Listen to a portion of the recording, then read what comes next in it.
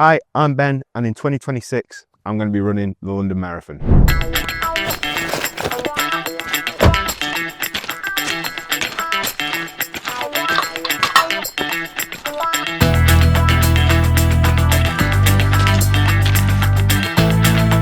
I'm one of the psychological skills mentors here at Chimp Management, and I've got 8 months to get ready for what's going to be a really exciting event, but at the same time, quite overwhelming as well.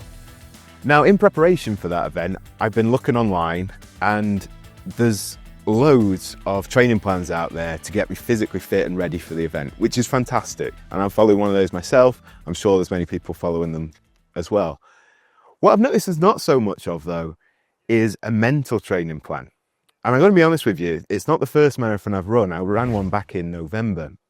And being completely honest, it was really tough. Now, the reason I found it so tough wasn't to do with the physical side necessarily. I'd followed a plan, I'd worked the way through it, but my mental side I'd not worked on at all. And I think that highlighted to me just how important that side of things is. So my hope for this video series that we're going to do here is that we can work through it together. Now, there's going to be 20,000 people doing the marathon in 2026, and they're going to be going through a very similar thing to me, both on the day and on the lead up to that as well. But it's not just for people running a marathon. This is applicable to everyday life, and I'm hoping that we'll explore a bit of that through the series as well. So the whole point of this is to look through the lens of the Chimp model at how we manage emotions in various situations as they show up. So get ready and let's go.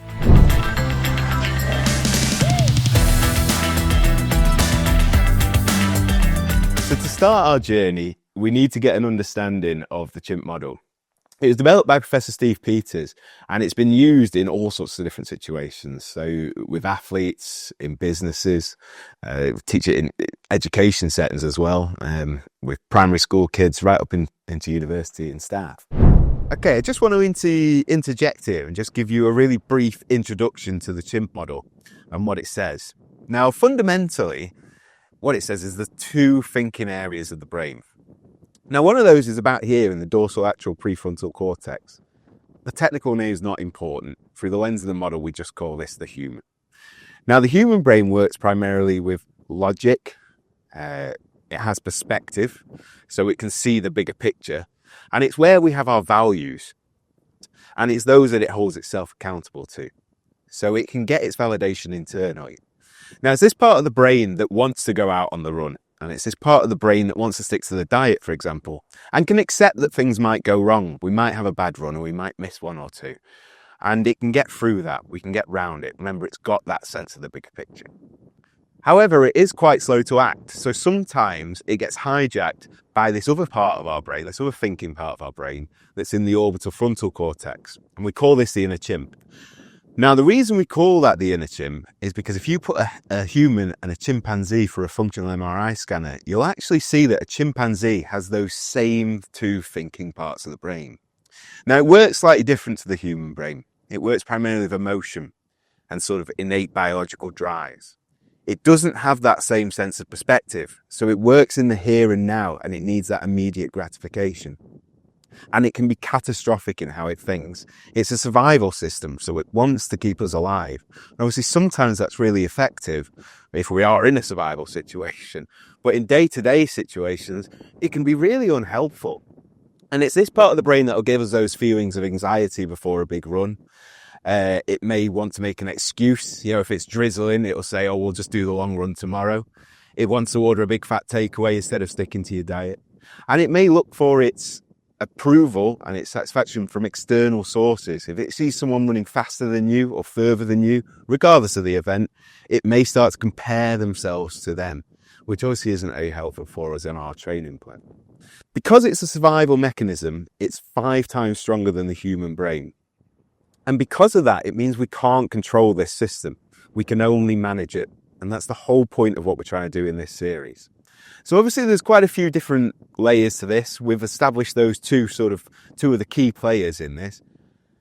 We're going to look further into more detail in this as the series goes on. But for now, I just wanted to give you that understanding of the chimp and the human so you know what we're talking about going forward. Now, when I first applied for the London Marathon, my chimp was pretty settled because, I mean, there's like a 4.6% chance of getting in. It wasn't really worried about it. But then when I got the email through that said you're in and you've been accepted, okay, every different type of emotion. So everything from excited and looking forward to getting in and getting it done, and also looking forward a little bit to the training and the progression there, but also up to anxiety. Am I going to be able to do it?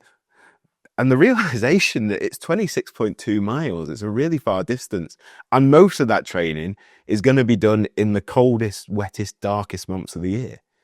So the obvious thing to do there, I want to settle my chimp.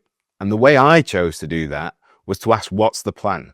What's the plan to tackle this marathon? What's the plan to make sure I'm in a fit enough state to do it when I get there so that my chimp's concerns of not being able to finish and so on are addressed? And my way to do that was to get a plan, a physical plan. So on here, I've got all the days of the week worked out, what I'm doing on them. So my chimp knows that by the end of this plan, assuming we stick to it, I should be in a physical state where I'm ready to take on the challenge. Obviously, there might be some hurdles along the way on this, but that's part of the journey. So thanks to this, my chimp's somewhat settled now. But between now and the next episode, I've got 2 weeks of running with 2 long runs in there. So let's see how it is by then. So thank you very much for taking the time to watch it. I hope you've taken something away from this, and I'll hopefully see you in 2 weeks.